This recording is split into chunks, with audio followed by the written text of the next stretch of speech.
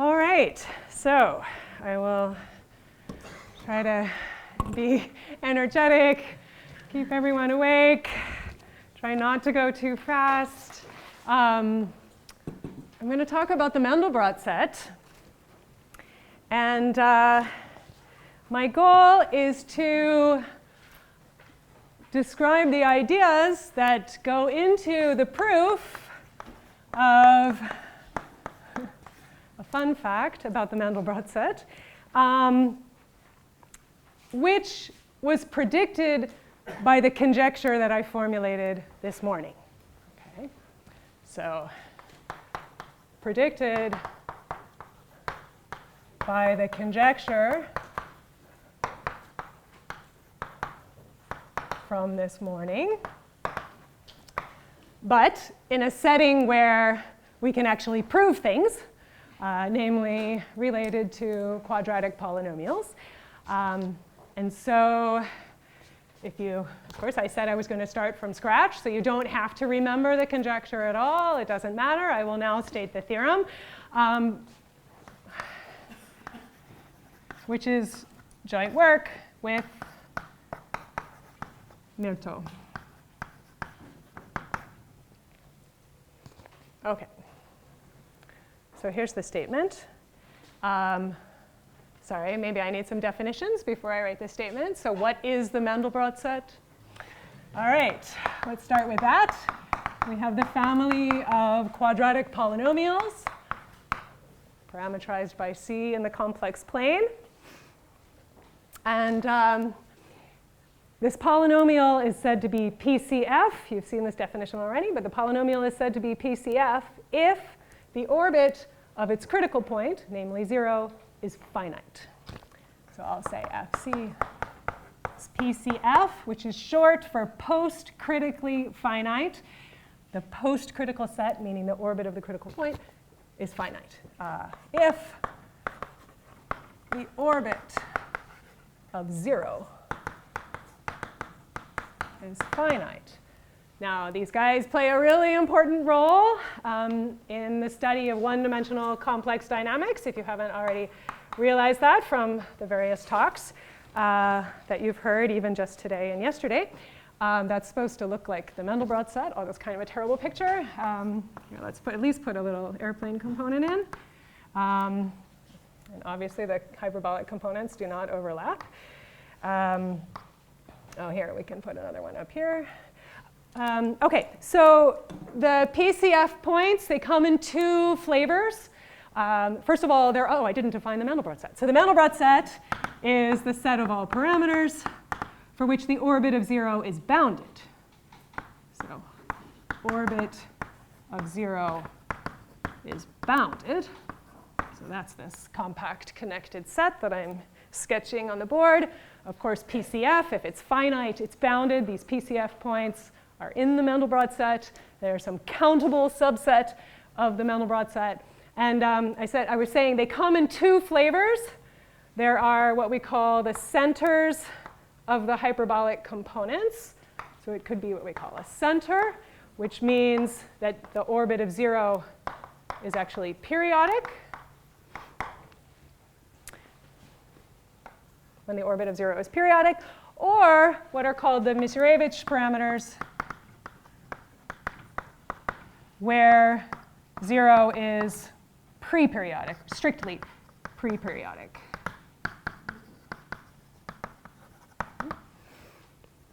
And so each of the hyperbolic components has a unique center. Center is figurative. I mean, they're not perfect circles. It's not actually the center of a circle, except in this one case. The Misiurewicz parameters are dense in the boundary of M. So these guys are dense in the boundary of the Mandelbrot set. And as many of you know, the Mandelbrot set, well, it's not self-similar, but it exhibits a lot of self-similar features. You know that if you zoom in anywhere in the boundary of the Mandelbrot set, you will see small copies of the Mandelbrot set at all scales. You see them everywhere dense, anywhere you zoom into the boundary.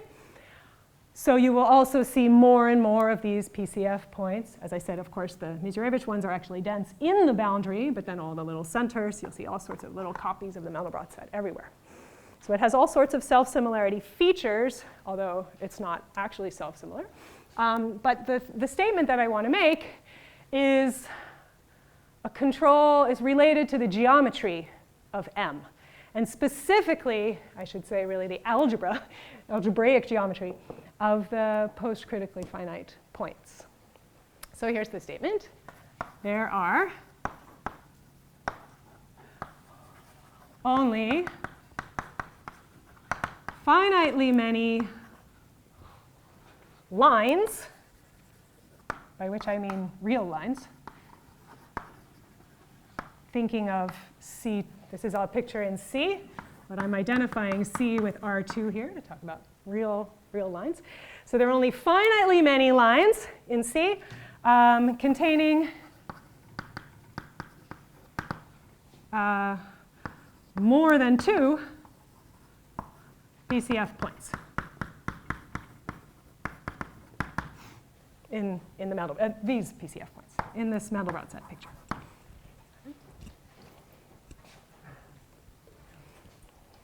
Only finitely many lines containing more than 2.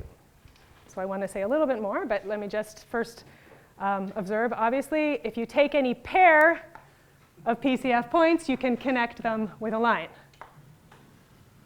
Okay? 2 points determine a line. So there are lots and lots of lines with 2 points, because there are infinitely many PCF points. And they're not all in one line or all in finitely many lines. They're scattered all about. But it's very difficult to find collinear triples, except for 2 exceptions. This picture is really distorted, but if I take the real axis, let's put 0 down here, and let's put that cusp on the real axis. Here we go. Okay, so this line maybe was supposed to go through there. Okay, so the real axis, of course, contains infinitely many PCF points. And the imaginary axis, which again, this is also badly distorted, the imaginary axis passes through I and minus I and 0. So that one also contains a collinear triple. But those are the only ones that I know of. So before I go on, if you've seen my notes, you'll have seen this already. Because it's really fun to make conjectures, I'm going to boldly conjecture that those are the only lines that contain collinear triples of PCF points. So, conjecture. Every collinear triple of PCF points in M is either real, meaning it's just the real axis, or the triple I, 0, minus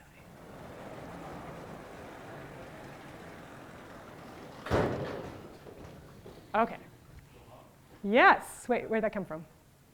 Ah, in the back. Yeah. Is it true that the x-axis is the only line that contains infinity? It is true. And it was just the next thing that I was going to say.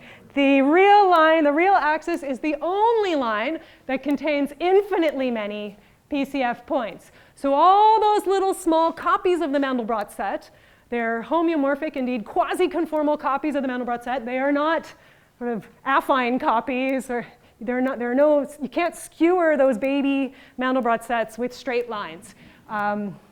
You can't even skewer them with algebraic curves, as it turns out. So there's this nice theorem that I was just going to mention, which is due to,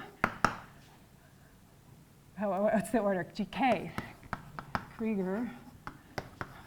Sorry, Holly, you're laughing at me. Okay, so this in their 2017 paper, where they're studying well, something that doesn't look like what I just said, but it follows from their theorem that, yes, the real line, the real axis, is the only real algebraic curve, thinking of in C, which I'm thinking of like R2, containing infinitely many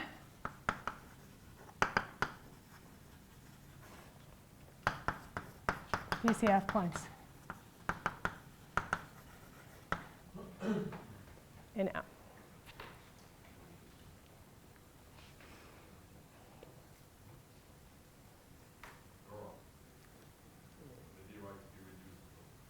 Yeah, sure, it could be a component. Good idea.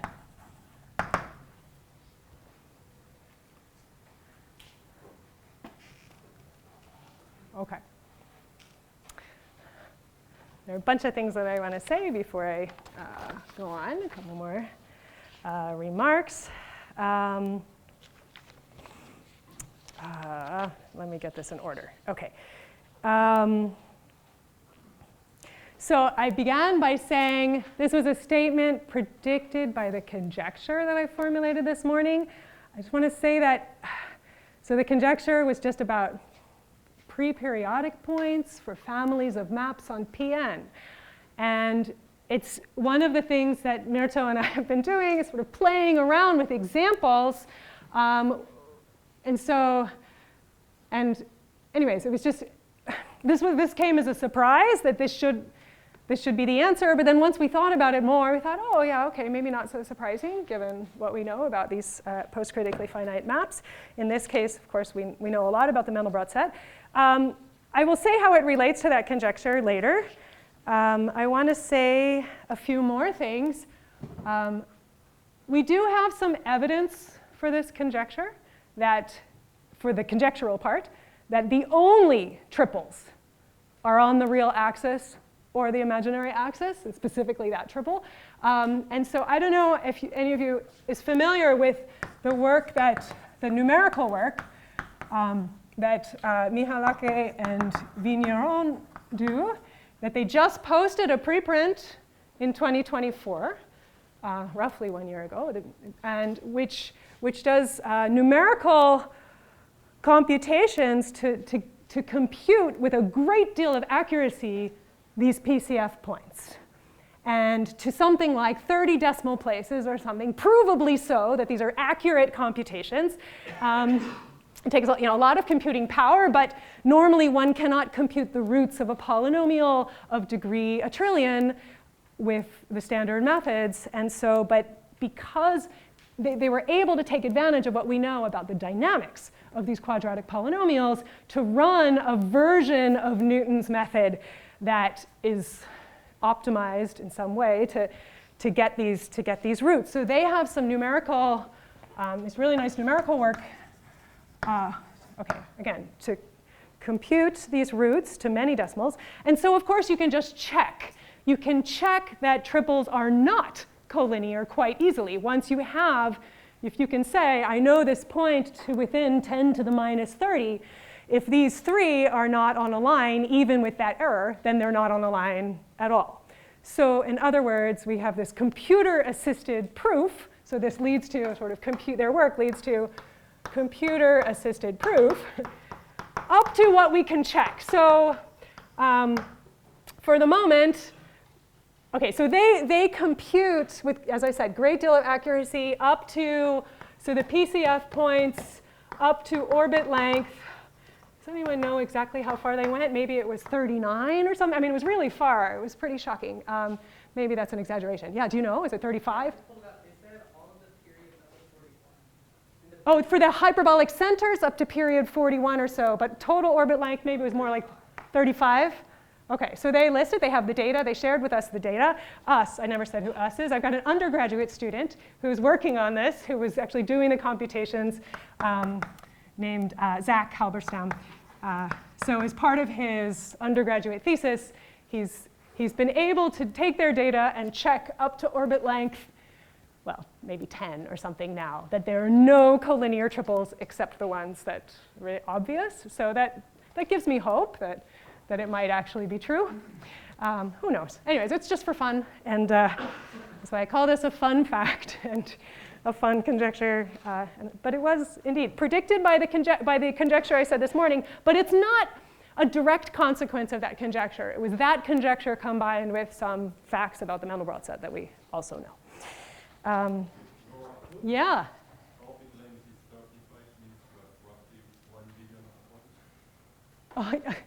To roughly 2 to the 35, however big that is, that's a big number. I don't know, 10 to the whatever power that is. I don't know. 2 to the 35 is. It's 1 billion.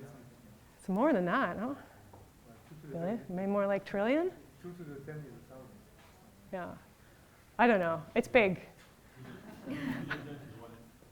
But anyways, that's a whole lot of points. And as I said, we have not checked all of them. Even for them to send us the data, it was a little bit complicated to get the file. So that's what Zach is. I have no experience with this whatsoever, but Zach is actually managing this stuff and making it work. Oh yeah, in the back. If you take 6 points, put the line on the corner. Yeah, okay, so right. So actually the techniques, no, it's a good question because of course we've explored this too.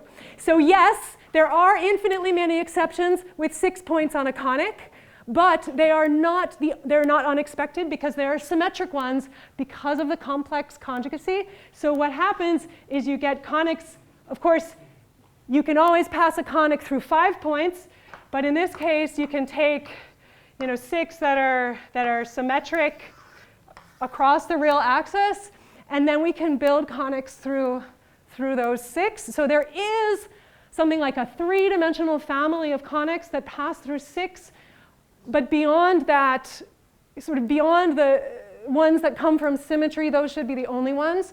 And so the arguments that I will share with you that lead to the proof of that theorem would lead to a proof for any degree algebraic curve. It's just that we don't know what all the exceptions are, and I certainly didn't work it out. Because even to do this one, there's a step in the argument which is a rather painful case-by-case analysis. So we stopped with lines and sort of the existence of some conic sections. There are some ellipses that were symmetric yeah. So, yeah. So as you said, you have these little copies which have their own axis, which is it's a quasi-concentric arc, right? Yeah, so it's a quasi-arc. It makes sense to know whether it could be C1 at an accumulation point of PCF points, for instance. So I have this curve, which is a continuous curve. It would be great to know that kind of thing, but these methods will not give that. These are only going to handle the real algebraic. These methods, I haven't told you what the methods are yet, but they will only handle families of algebraic curves, which is what we're doing here. Yeah, that's all we get. Just to specify the conclusion, if you allow higher degree, is it still finitely many, or is it a codimension? Okay, so the first step is you just reduce the dimension of the space of them. In the case of lines, what the conjecture I stated this morning would give you would just cut it down by dimension. So there could still be a family of lines. And then one has to do a little bit of extra analysis to cut it down to points. In the case of conics, what I could show is, yes, you can reduce down to points, but I don't have a complete description yet of all the. I know there's a 3-dimensional family of these symmetric ones. There might still be, say, a 1-dimensional family of something else that I haven't thought of, but I have not gone through it step by step myself. Yeah. The same geometric arguments that complete the statement could also be used, by the way, for special points in products of modular curves in the modular curve. Like to look at the singular J invariance for points, the same kind of argument. There's a theorem, there's an analogous theorem, by the way, for those of you who know about elliptic curves with complex multiplication. The theorem that I stated there, that there are only finitely many lines containing more than 2 PCF points, the same theorem holds if you replace PCF with CM, complex multiplication, in the space of J invariance for elliptic curves. There are only finitely many lines containing at most 2 CM points, and that was proved by Bilu, Luca, Masser, I think. I forgot to, yeah, the three of them. Anyways, they're analogous results for elliptic curves with complex multiplication. Okay, so just real quick, these are statements about real algebraic curves. But really, everything that I talked about this morning and yesterday was over C. So let me just quickly tell you how you go from a discussion about real lines, say, to complex lines, or real algebraic curves to complex algebraic curves. So it's really elementary. Let's say I have a polynomial, a real polynomial in two variables, and suppose that some point C in the Mandelbrot set lies on the curve where P is equal to 0. By the way, this is a trick that I learned from Holly, I have to say. So then we take this real algebraic curve, and then we can pass to a complex algebraic curve just by doing something silly. What do? I have to look at my notes because I wrote it down. Let's have new variables, say capital X. Wait, what? Oh, no, it's the same real. OK, so at little x, this should be real. If C is my variable in the complex plane, let me write little x. OK, and the imaginary part, I should be able to write. OK, this is just complex analysis. I'm trying to be gentle. It's the end of the day. This is the imaginary part of the point C. OK, so the point is that I'm going to convert a real polynomial to a complex polynomial. If you just rewrite it with these, you just plug this in to P, you get a polynomial in, say, variables C and C bar. But you can think of that. The point is that I now make C, I think of the sort of C bar will be in the corresponding, let's call it P tilde, in C2. So let me say the following. Sorry. If, for example, I have a PCF point on this real curve, I can just do this change of coordinates, build a function of two variables of complex variables that, of course, here I'm thinking of them as C and C bar, but I could call them capital X and capital Y. And this pair, C comma C bar, this is a PCF pair now. They're both PCF, living on some algebraic curve in C2. Okay, that's all I wanted to say.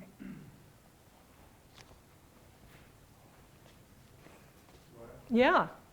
So I think I got this, like C and C bar are just like formal determinants. Yes. How do you know that the curve is algebraic if it involves conjugation of this? Oh, no, it's an abstract variable. C is just, I'm calling that X, and this is just some capital Y. It's just some polynomial in C and C bar, which becomes a polynomial in capital X and capital Y.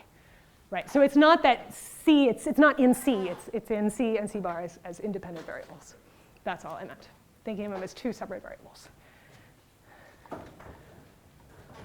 So why don't I do an explicit example? How about that? How about that? Let me do it better. Let's say I take the real, what did I do in my notes? I can use my notes. Let's say I take the real line given by this equation. If you do this translation here, you get, say, a complex line.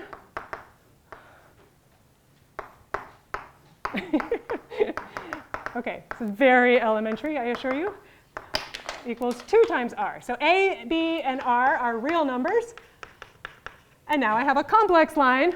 Okay, so the point is a line in R2 is corresponding to some line, complex line, in C2. So this was in R2, and this just defines some line in C2.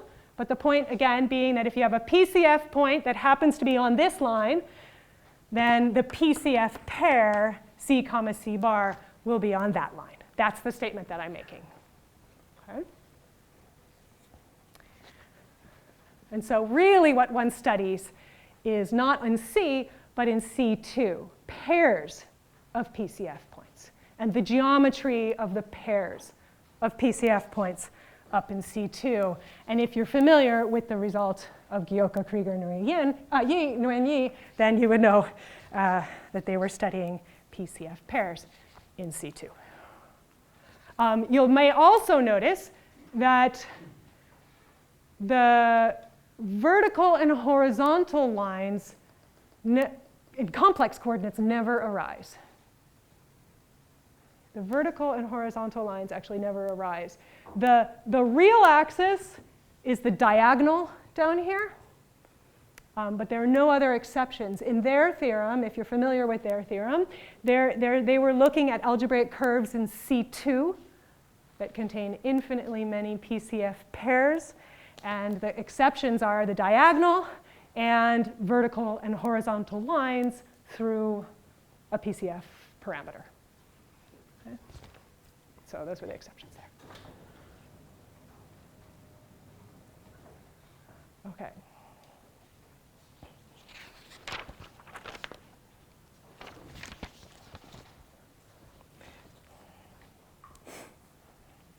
So I want to sketch a proof, or tell you what kind of ideas go into this. But I think, yeah, maybe it's more fun for me to actually relate it back to the conjecture this morning where I was talking about families of maps on Pn. This example comes from a family of maps on P6 and a subvariety of that total space, P6. Okay, so let me tell you how where P6 is coming from. It's unexpected, but this is the game that we play with these examples. So to relate it to this morning's conjecture, think about the space of all lines. The space of all lines, of course, this equation determines the line up to scale. It's a two-dimensional space two real dimensional, slope and y-intercept, or space of lines in C2 is two complex dimensional. So for lines in C2, I'm going to think of the space of all lines as actually like a line bundle over the parameter space of all lines. So let this represent, this is supposed to represent the space of, no, I'm doing complex. I'm in the complex world now. Complex lines, L, inside C2. So V here is the parameter space of the lines.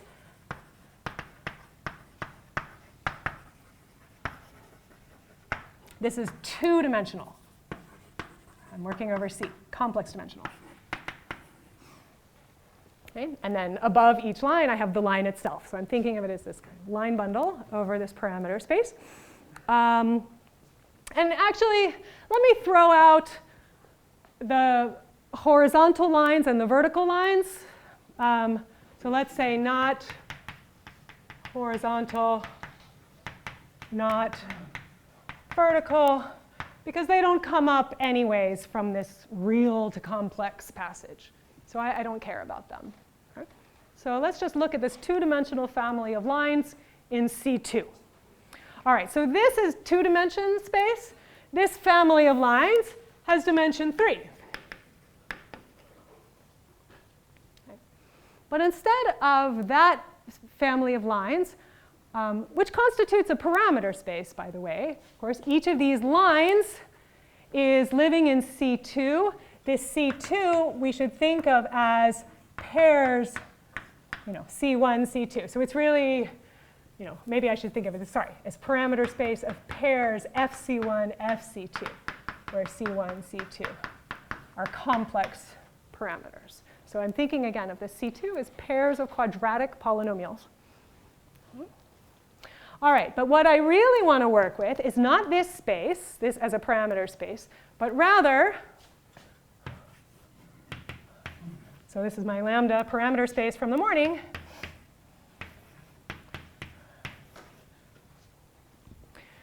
The fiber product of L with itself 3 times. Okay, so an element of this space. What does it mean? So this projects down to V. So what does this actually mean? Right? So over some point V here, right? I have the corresponding line, LV, but I have it cross with itself 3 times. Okay, so that's all that means. So for each element here, I have the corresponding line, the third power of it. So this is a bundle over my V. This has dimension 5. It's the dimension of the base, and then plus the 3 dimensions in the fiber.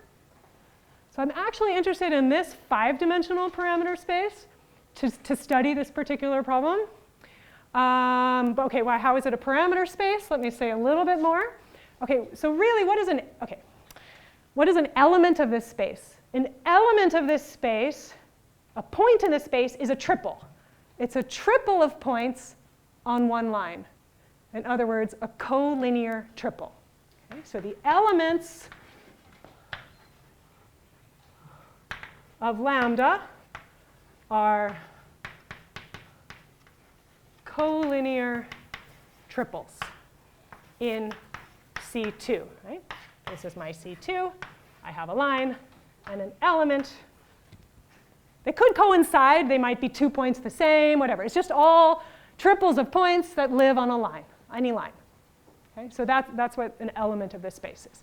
So of course, you have the particular line indexed by V, and then you have 3 points, your triple. So a triple, let's say P, Q, R.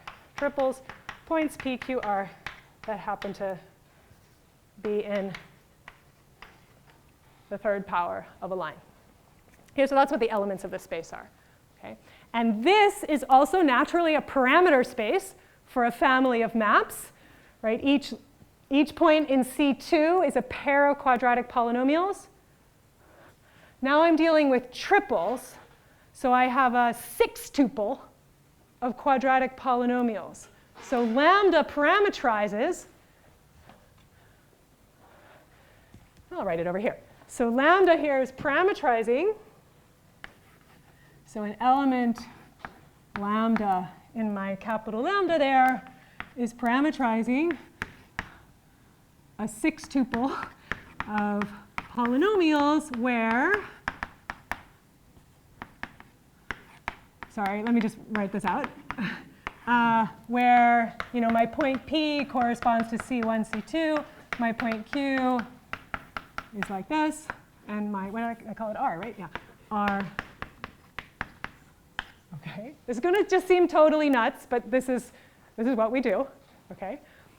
So are you with me so far? I have a 5-dimensional space parameterizing triples of points on lines in C2, and this gives rise to a 5-dimensional family of product maps of products of quadratic polynomials, or tuples of quadratic polynomials, which I now want to set up as a family of maps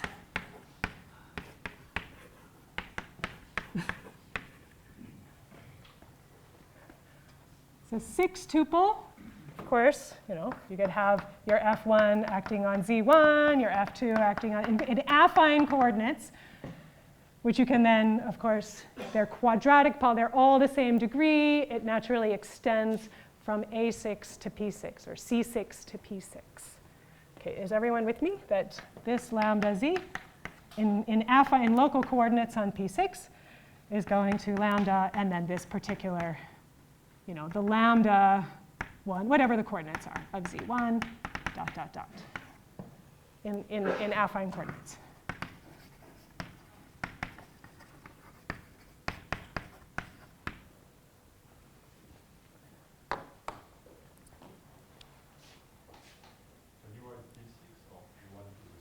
I could write P1 to the 6, but I decided to write P6 anyway, just for fun.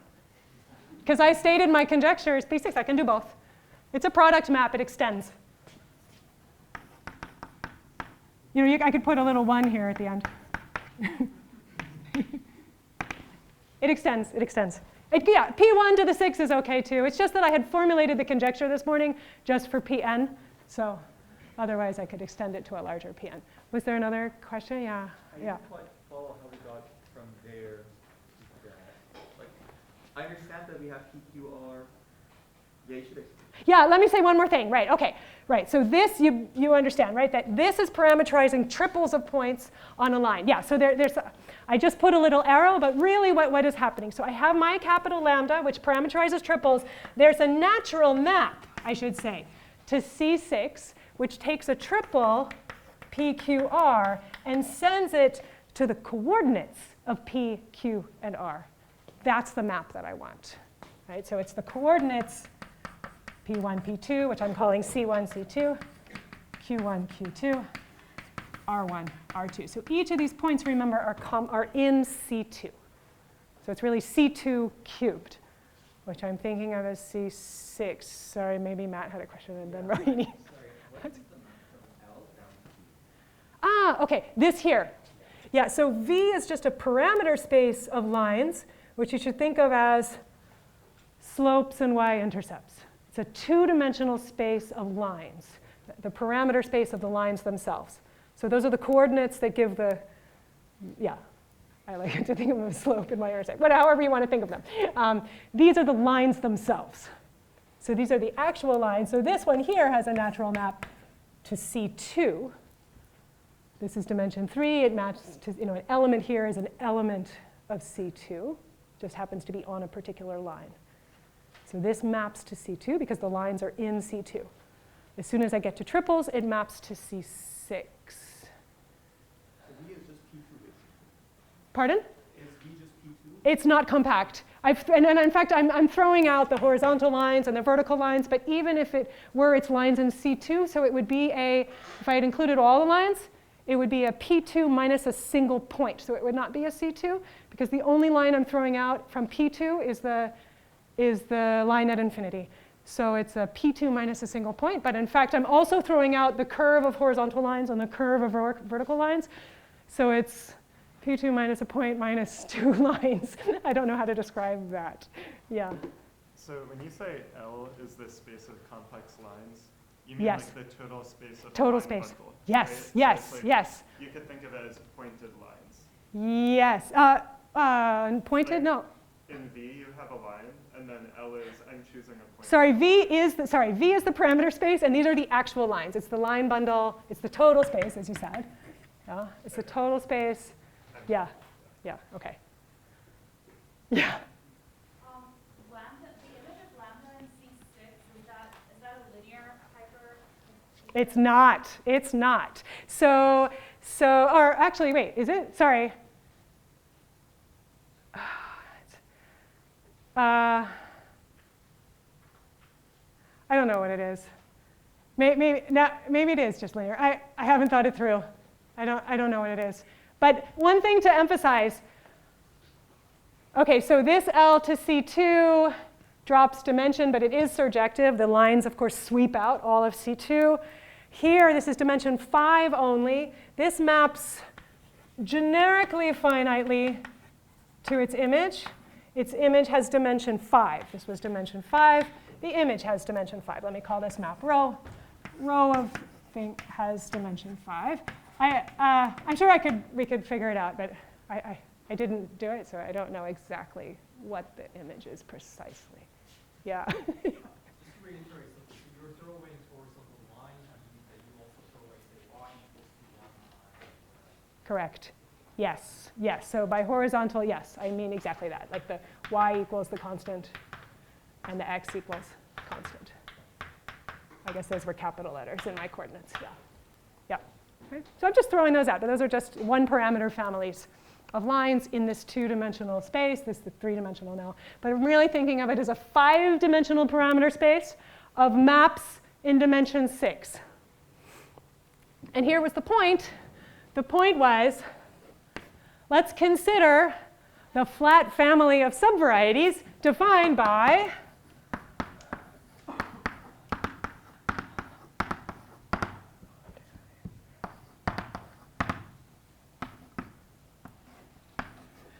the 0 point. 0 in every coordinate.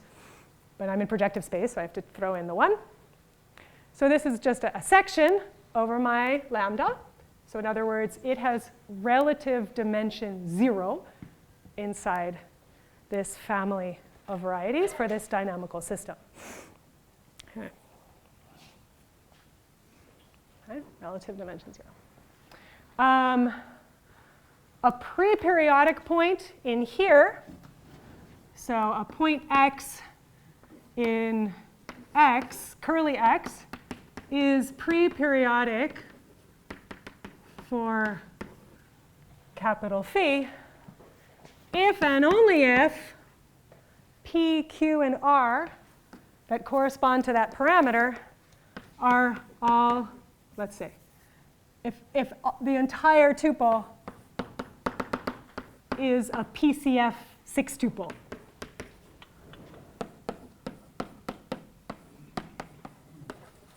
That was the parameter. So lambda is like the projection of x.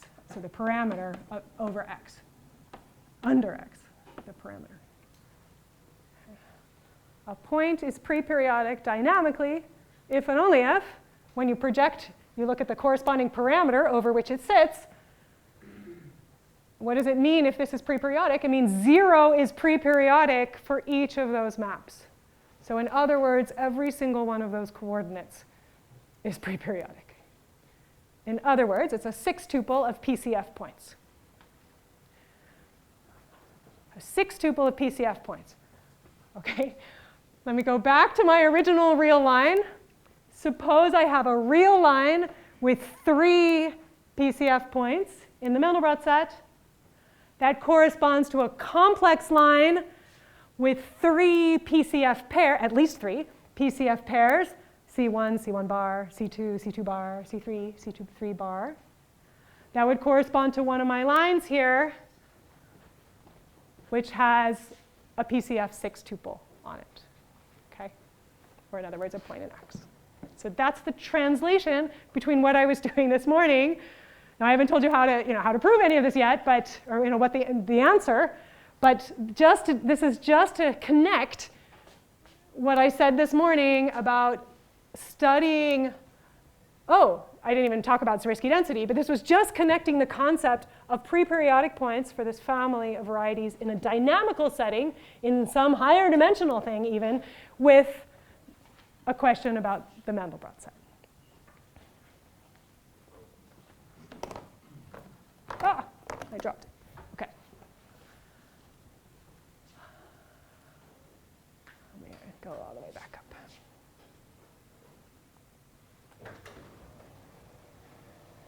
Are there any more questions while I move the boards around? Max. Is lambda a complex manifold? Yeah, lambda is indeed it's a smooth algebraic variety. Right, it does not. It's the way I've defined it is just that triple fiber product. It is smooth. It is smooth. The space of lines is smooth, and then locally we have actually a nice structure of literally the product of 3 lines crossed with the parameter, the base. So it's whether lambda was smooth. Yeah, I guess I was worried about the fiber product. Yeah. So locally it has a very nice structure of the product of 3 lines, which is just a copy of C3 with the base. So topologically you sort of see the local structure. And even if it had singularities, we could throw them out. Okay.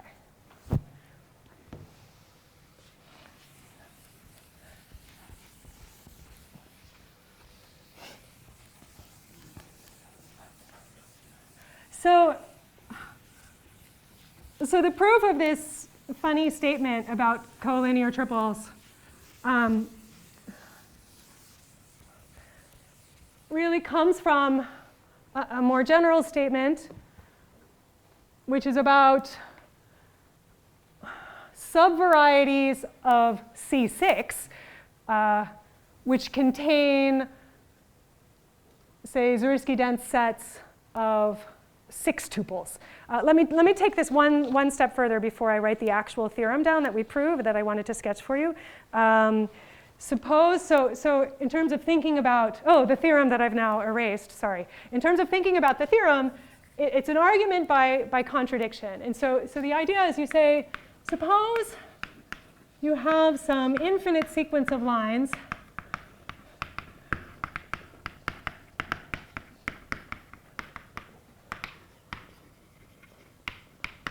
and let me not worry about real. In fact, we can make a stronger statement. So let's say lines now in C2 that are neither horizontal nor vertical. Okay, suppose we have some infinite set of lines containing, so it's not even just triples that correspond to points and their complex conjugates, but just containing 3 distinct PCF pairs. Right? So the P, P1, P2, Q, Q1, Q2. I don't need this notation, but I'm writing it anyways. R, R1, R2, just so we can go slowly. All right, so suppose you had infinitely many lines containing, actually let's label them. They live on the line.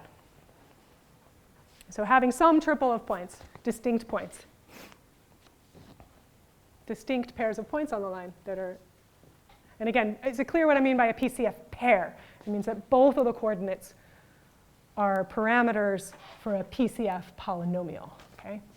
So f sub p1 and f sub p2 are both PCF quadratic polynomials. Okay. All right, so how does the argument go? So the idea is, suppose you have that. What do I want to do? So then, what did I write? These triples of points. That's what I wanted to say. Right. So then you look at, so this is some infinite set of triples. It's some infinite set of triples that I can think of now as living inside that 5-dimensional space lambda. Inside that 5-dimensional space lambda.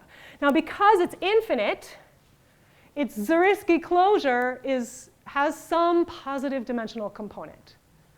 So this is an infinite set. Right? So let's say let Z be a, okay, it's an infinite set, so at least one component of the Zariski closure has positive dimension. So be a positive dimensional irreducible component of the Zariski closure of these triples Pn, Qn, Rn. Okay.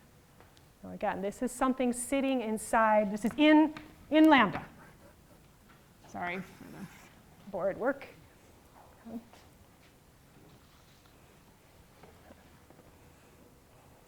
And so the point is to show that this particular lambda, because of its geometry, which Rohini asked exactly what it is, and I don't know, but I know enough to say that it cannot contain any positive dimensional components, positive dimensional subvarieties that happen to have a Zariski-dense set of PCF 6 tuples, except for one of a very special type, which is what I'm going to state as a theorem in a moment. But this implies from structure theorem to be stated that the only thing Z can possibly be is some kind of diagonal subvariety that comes from P equaling Q, P equaling R, or Q equaling R. In other words, those couldn't have been distinct triples, and we have some kind of contradiction. The only positive, because of the geometry of lambda and some dynamics, the only positive dimensional subvarieties that we can possibly have inside lambda must be coming from diagonals, which means that they couldn't have been distinct triples in the first place. So let me now state said structure theorem. Actually, I guess I could state it here.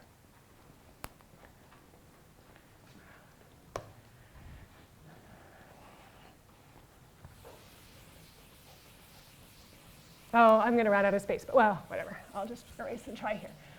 Okay.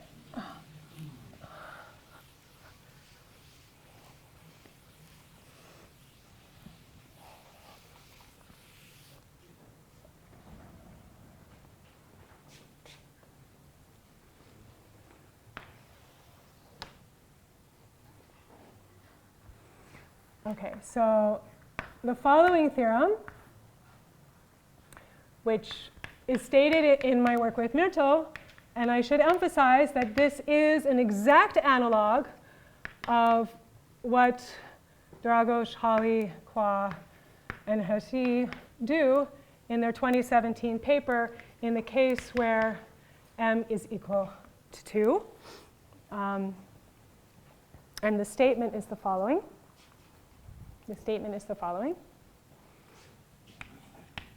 Suppose, say, Z inside Cm is an irreducible, complex, algebraic subvariety containing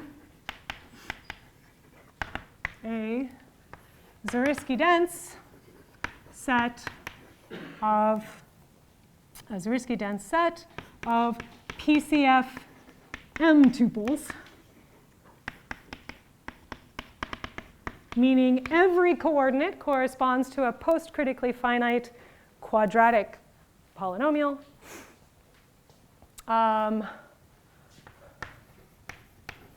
Then Z is equal to something. All right.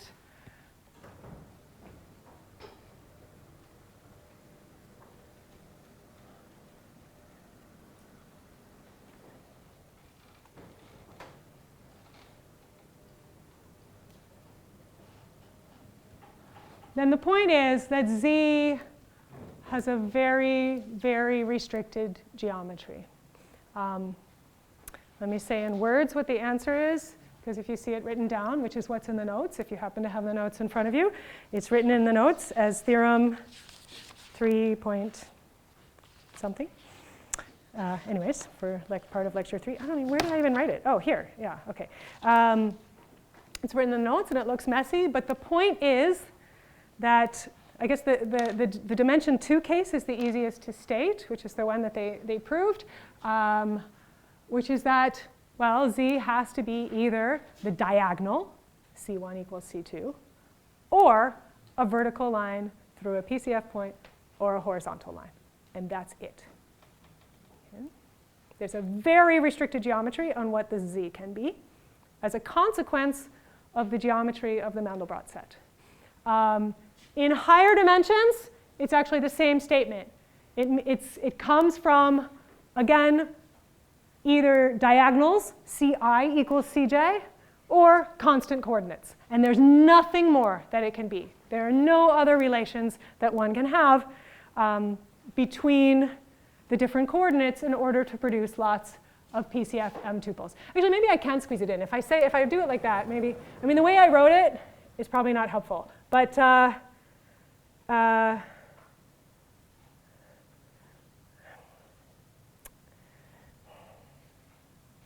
let me just write it that way, in words. An intersection of varieties defined by things of the form Ci equals Cj and things of the form Ck equals constant PCF.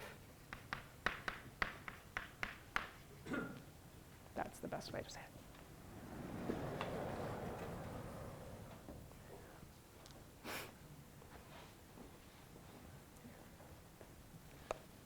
by the way, if I recall correctly, before this was proved, I mean, this is one of the first cases proved of what's referred to as dynamical André-Oort problems, which, by the way, are all special cases of the conjecture that I stated this morning. So if you're familiar with those Dow theorems, they're all special cases of the conjecture I stated this morning. And this is one of the first cases proved. And this particular form, I think, as a case of interest, was posed by Patrick Ingram. He brought up this question at a conference we were at and said, hey, but what happens in this particular case?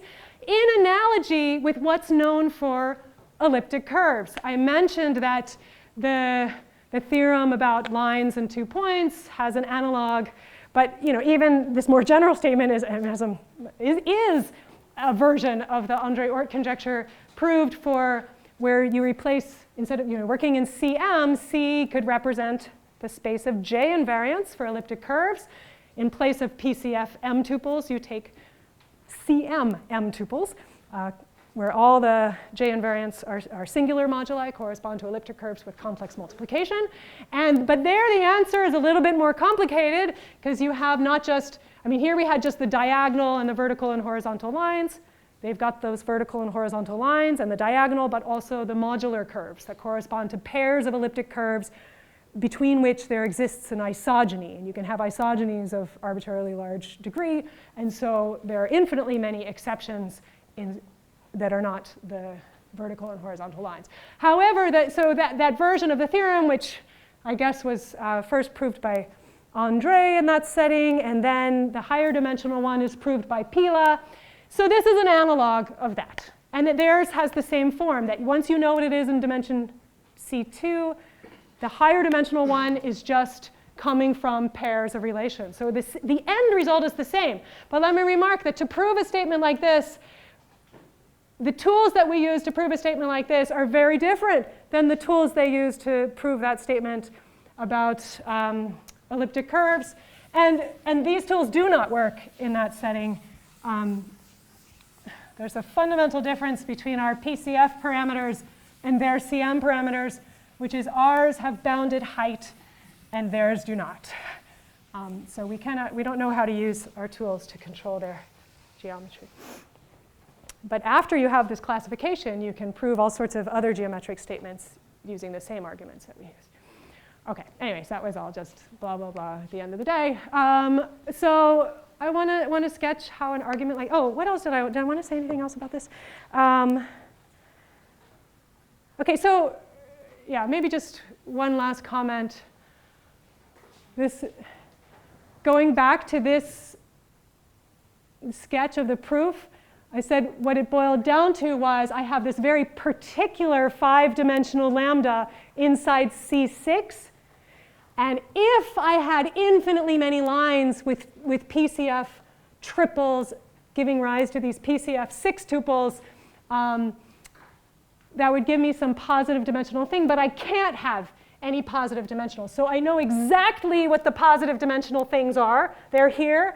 They're either formed by diagonals or they're formed by constant coordinates. And so one can just look at the structure of this lambda and case by case check everything and determine that it has to just be diagonals, but they're not there either, so we just have nothing.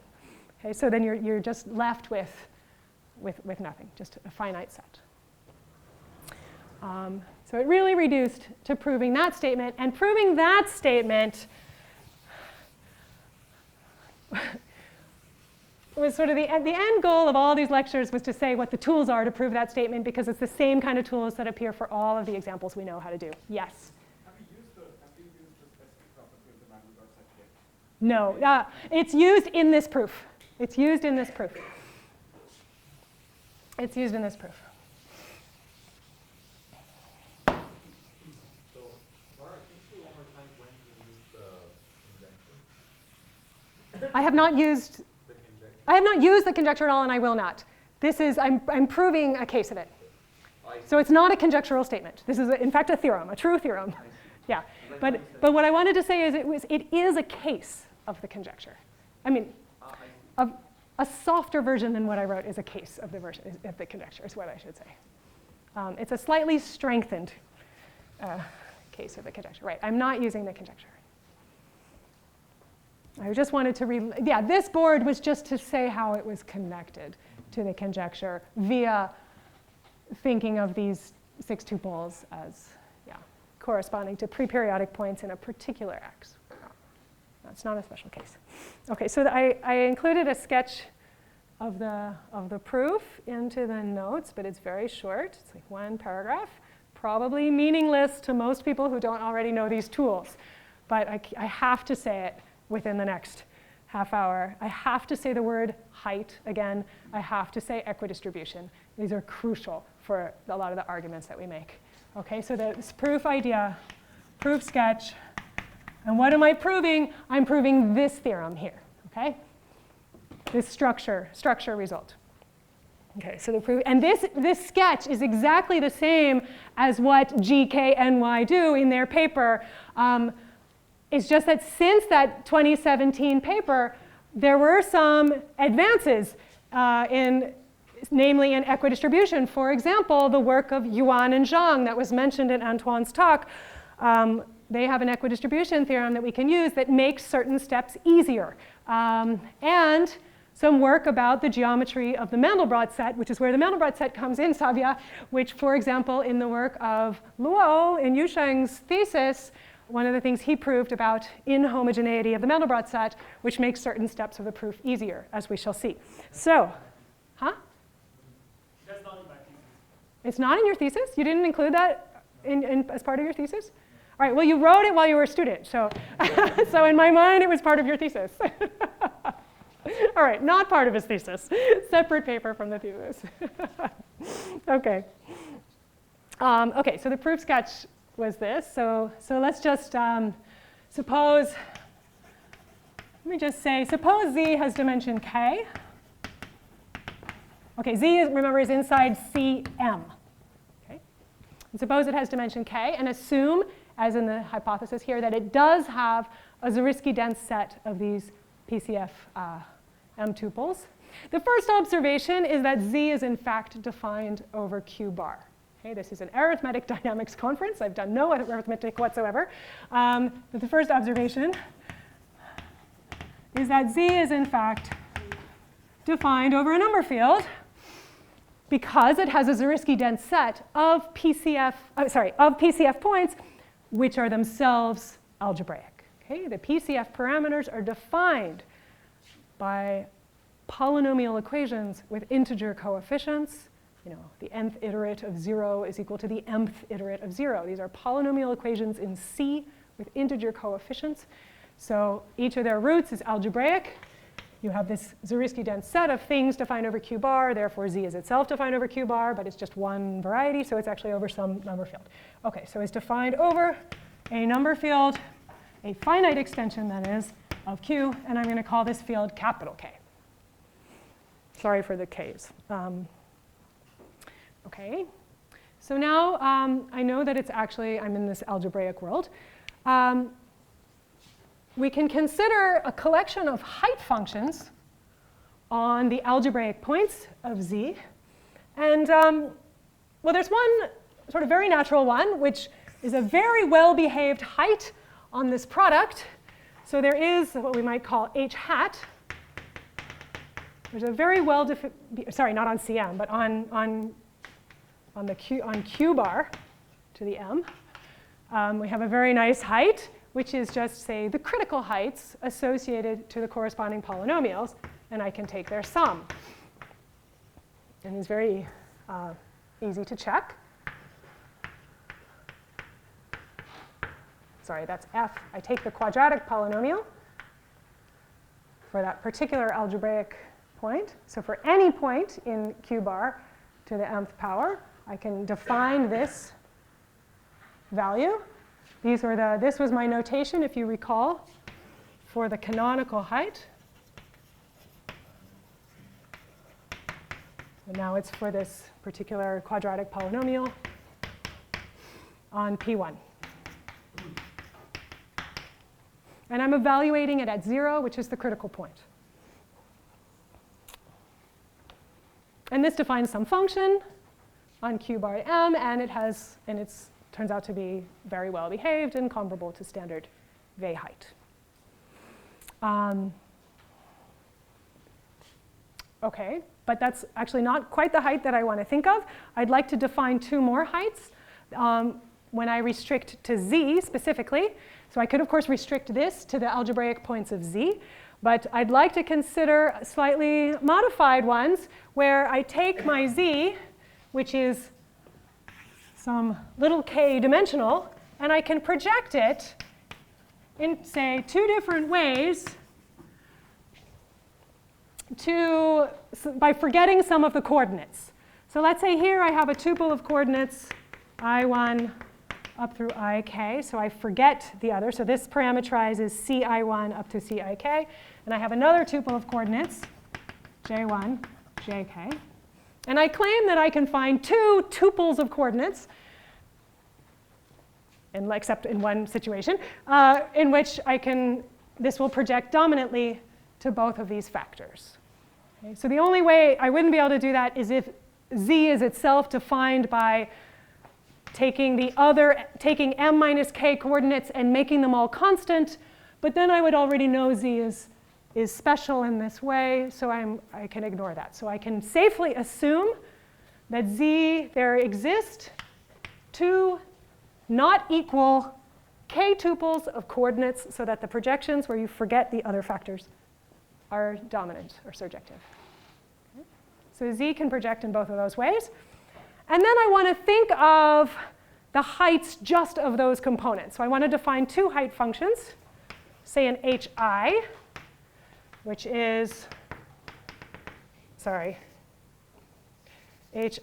of a point C in my Z, which is just the sum over the indices in I of those critical heights, and then another one for the other index, okay, where I only take those k indices. And it turns out that, this height is really well behaved. It's easy to check, but it turns out these heights are also very well behaved. They actually define heights on Z. This is a proof sketch, by the way, so I'm not going through all the details on Z Q bar. The Q bar points of my Z. Yeah, I'm just saying that there exist two of them. There are actually many choices. They're not unique choices. It could be that all possibilities of forgetting m minus k coordinates will work. The only important thing is that I is not equal to j. Thank you. Yes. And up to rearranging or anything else. Yes. Yes. That they're not the same collections of tuples. And that is important. And so what is the point of doing this? What am I about to do?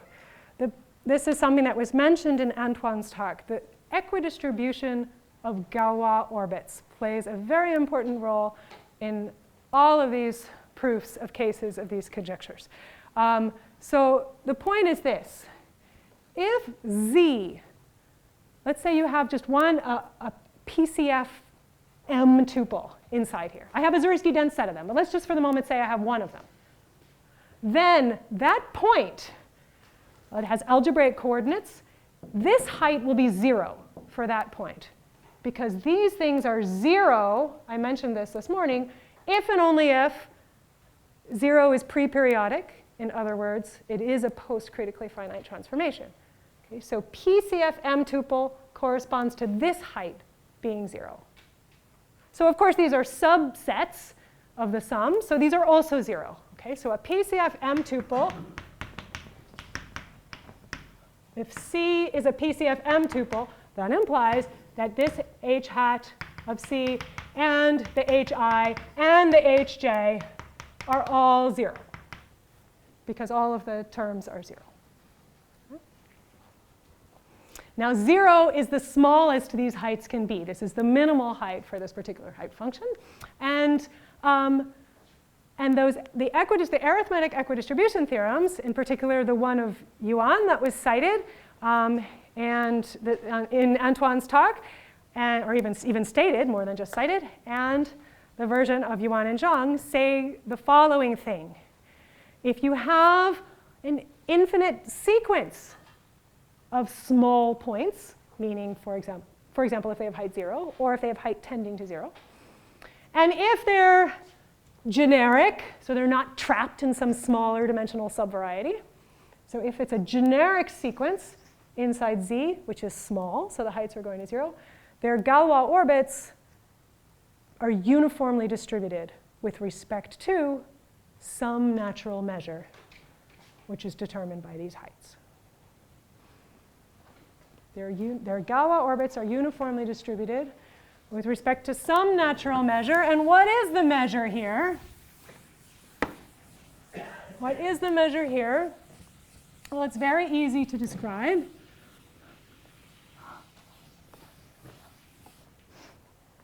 There's only one natural measure in this world. We're talking about Mandelbrot sets and products of Mandelbrot sets.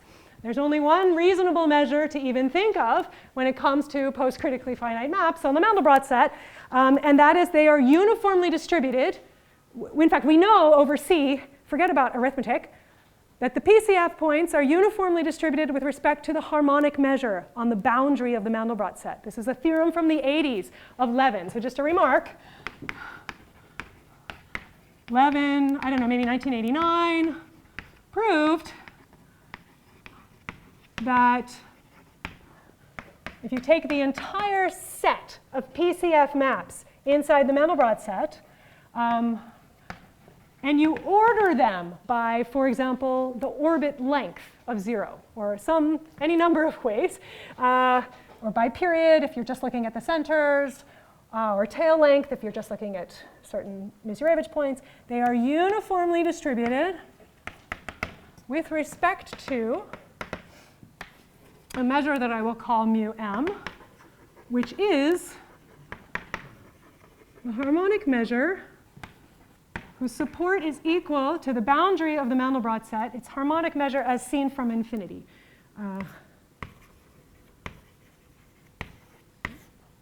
So on the boundary of the Mandelbrot set, you have some very natural distribution coming from the complex analysis. It's from the external rays. There's a measure supported on the boundary.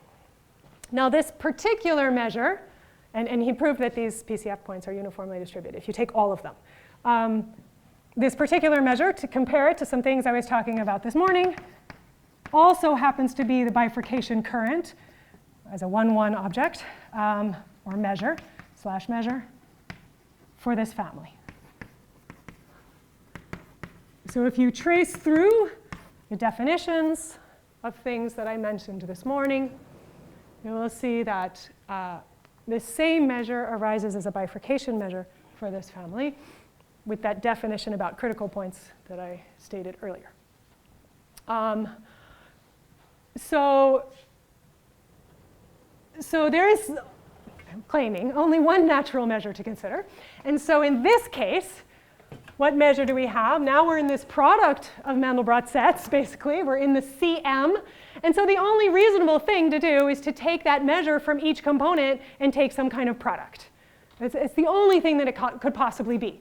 And so there are a number of different ways to write that down, but one way to write it down, so on CM, so in the total space, the natural measure would be you take the projection to each coordinate, you can pull back this measure. If you think of this as currents, you could pull it back in the sense of currents, the measure in each component. These correspond to the projections to the various components. So there is a natural measure on the total space. So this is some measure. There's a measure here on the total space. But now, on my Z, we also have natural measures. I have this height I called HI, which really corresponds to the height and natural measure that came from this product space pulled back to Z. That's really all that is. That's what that means. And so it's really just the measure from here brought back to Z. It's the same dimension, so finite map. So on Z, we have the corresponding one. So we have something we might call mu I, which is where you just pull back those guys. dot, dot.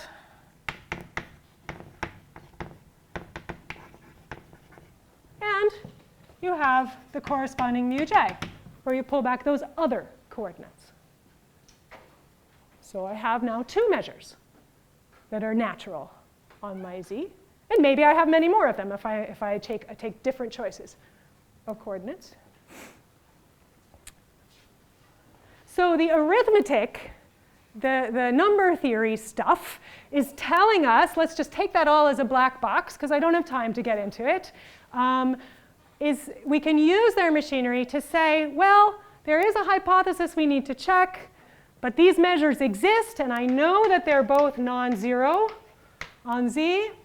And then I can plug all this into, for example, the theorem of Yuan and Zhang, or if you set it up right, also the theorem of Yuan, and deduce that my Zariski-dense set of PCF M tuples in my subvariety Z are actually uniformly distributed with respect to mu I and mu J, and therefore the measures are equal.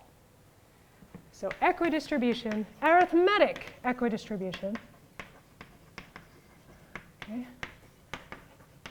So stronger than that type of equidistribution, because I don't know if I have all of the points of a given period or anything else.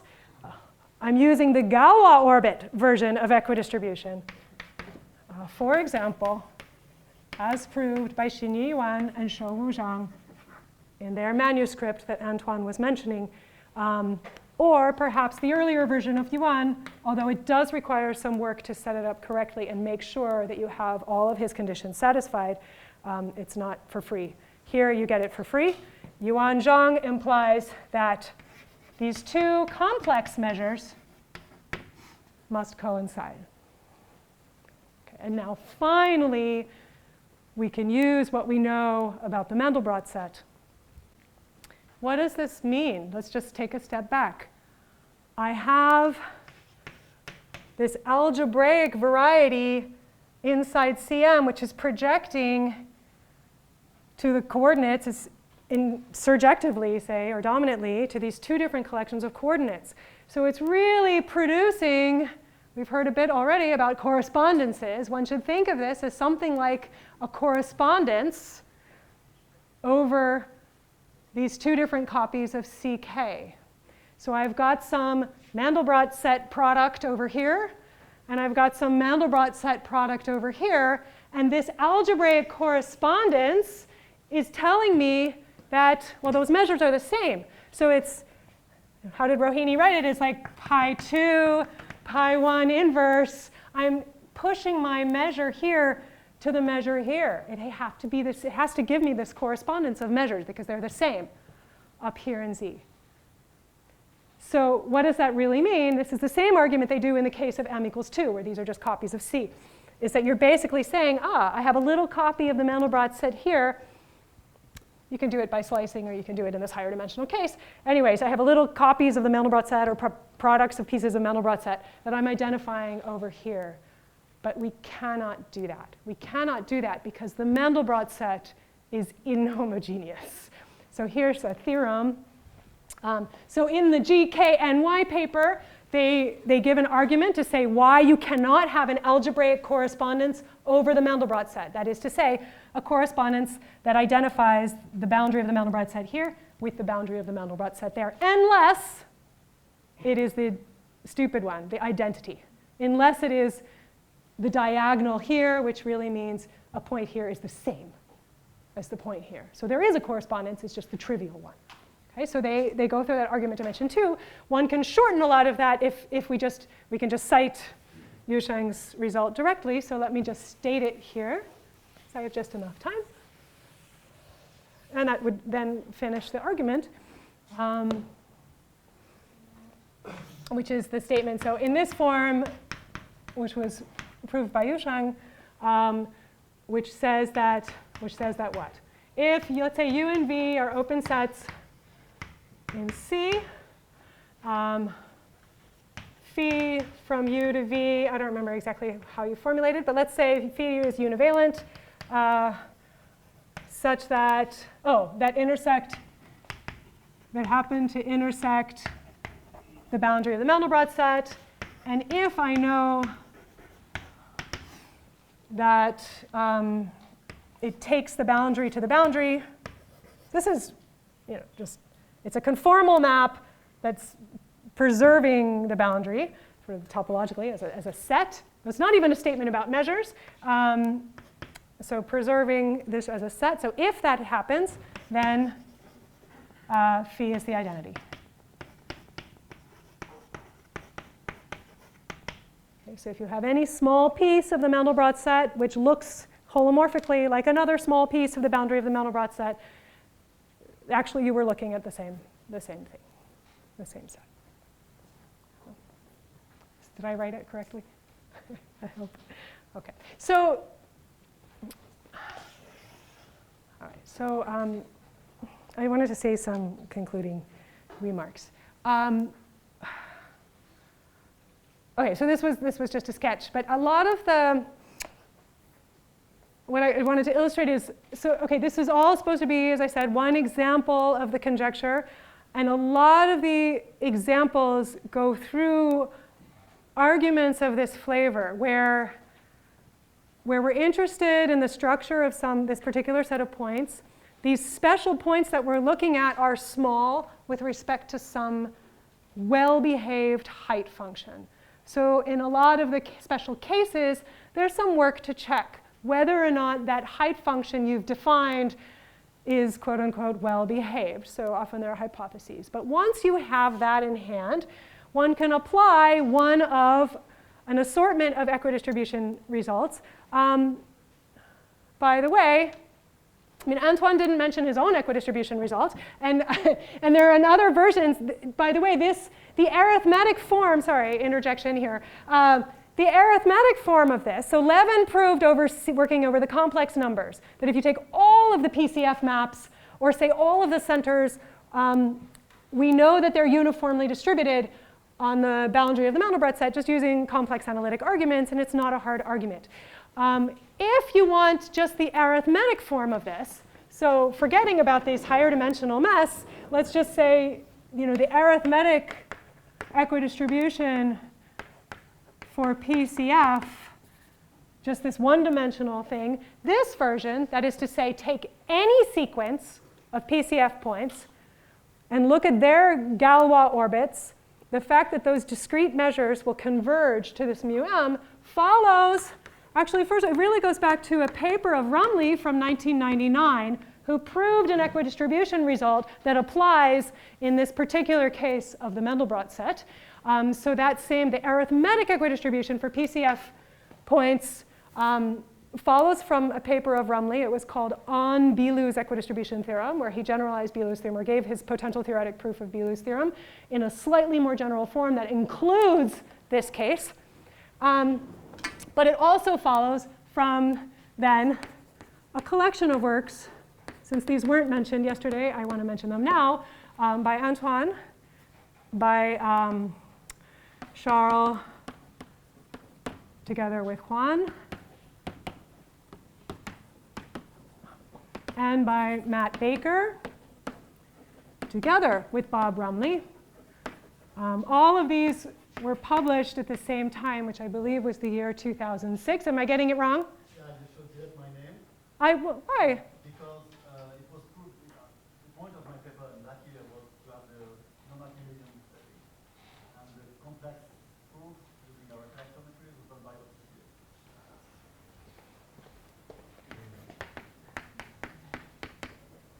Thank you.